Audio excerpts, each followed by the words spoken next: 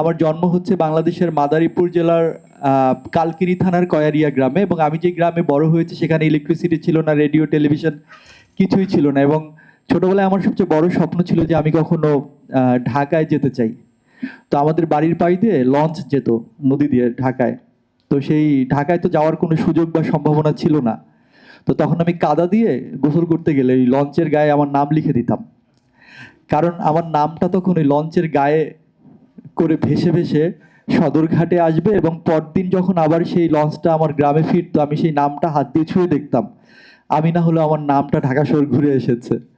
তো new York বইমেলা উদ্বোধন করতে গিয়ে আমার একটা অদ্ভুত অনুভূতি হয়েছে। আমার কাছে মনে হয়েছে যে সেই যে ছোট্ট একটা কিশোর ছেলে, ওরকম একটা অজপাড়া গায়ে, সে কখনো স্বপ্ন দেখেছিল সে ঢাকা শহর যেতে না পারলেও তার নামটা যেতে পারবে, সেই ছেলেটা নিউ ইয়র্ক বইমেলা উদ্বোধন করতে গিয়েছে। সো এই অনুভূতিটা আসলে বোঝানোর মতো না। এই অনুভূতিটা আমার কাছে বিশেষ এই কারণে যে আমি এই ভাষায় লিখছি বলে বিশ্বব্যাপী বাংলা ভাষাভাষী মানুষেরা আমাকে ভালোবাসেন। ভাষা তো ভালোবাসাই তৈরি করে, তাই না?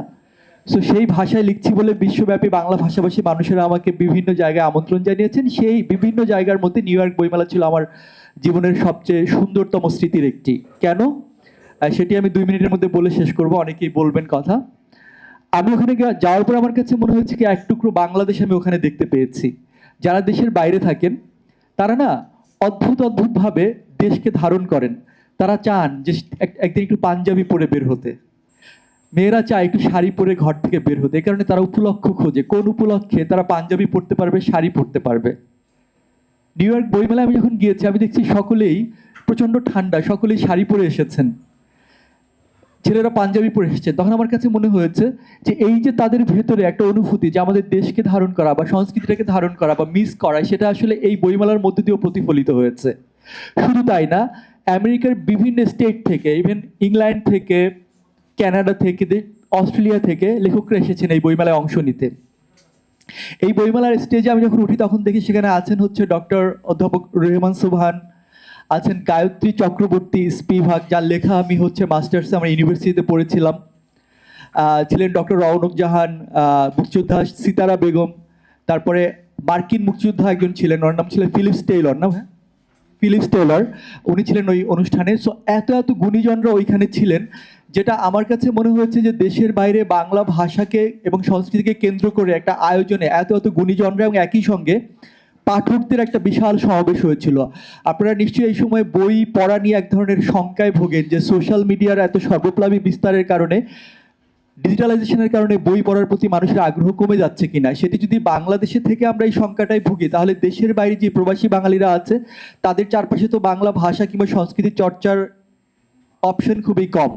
কিন্তু নিউ ইয়র্ক বইমেলা আমার কাছে মনে হয়েছে যে শুধু আমেরিকার নিউ ইয়র্কে না, আমেরিকার বিভিন্ন স্টেট সহ দেশের পৃথিবীর বিভিন্ন প্রান্তে যে বাংলা ভাষাভাষী মানুষ আছে তাদের জন্য নিউ ইয়র্ক বইমেলা বাংলা সাহিত্য, বাংলা ভাষা এবং বাংলা সংস্কৃতি চর্চার একটা প্রাণ কেন্দ্র আমার কাছে মনে হয়েছে। তো আমি নিজেকে খুবই গর্বিত অনুভব করছি এবং একাত্ম অনুভব করছি এই বইমেলার সঙ্গে সম্পৃক্ত থাকতে পেরে, এবং একই সঙ্গে আপনাদের প্রতি অনেক অনেক কৃতজ্ঞতা প্রকাশ করছি যে আপনারা আজকে এখানে এসেছেন। আমার বিশ্বাস নিউ ইয়র্ক বইমেলা, যাকে আমি বলছি যে বিদেশের মাটিতে বাংলা ভাষা, সাহিত্য এবং সংস্কৃতি চর্চার একটা প্রাণকেন্দ্র হয়ে উঠেছে, সেই প্রাণকেন্দ্রটি তার সুবাস আরও বেশি ছড়িয়ে দেবে, এবং সেই সুবাস ছড়ানোতে আপনারা সকলেই যার যার জায়গা থেকে সর্বোচ্চ সহযোগিতাটা করবেন, ভালোবাসাটুকু দেখাবেন। আমার বিশ্বাস এই আয়োজন বা এই আয়োজনের মতো এই আয়োজনকে দেখে পৃথিবীর বিভিন্ন প্রান্তে বাংলা ভাষাভাষী মানুষ আরও অনেক আয়োজন করবে, এবং সেই আয়োজনগুলো আমাদের ভাষা, আমাদের সাহিত্য, আমাদের সংস্কৃতিকে পরবর্তী প্রজন্মের কাছে ছড়িয়ে দিতে অসাধারণ এক ভূমিকা পালন করবে।